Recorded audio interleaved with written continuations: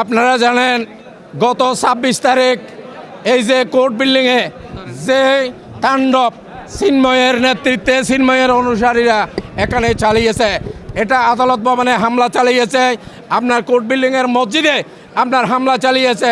যাওয়ার পথে এই যে বাংলাদেশ ব্যাংকের সামনে থেকে নিরীহ আমাদের অত্যন্ত প্রিয় ছোট ভাই অ্যাডভোকেট সাইফুল ইসলাম আলিফকে ধরে নিয়ে গিয়ে এই যে কোপাইয়ে কোপাইয়ে হত্যা করেছে।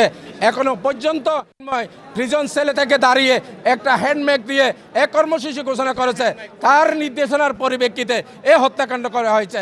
কোতোয়ালি থানা যে কয়টি মামলা হয়েছে, কোনো মামলায় কিন্তু চিন্ময়কে আসামি করা হয় নাই। এই যে আমাদের আরও 2টি মামলা করা হয়েছে, কোনোটি মামলায় কিন্তু চিন্ময়কে প্রধান আসামি করা হয় নাই। হুকুমের আসামি কিন্তু তাকে করা উচিত ছিল।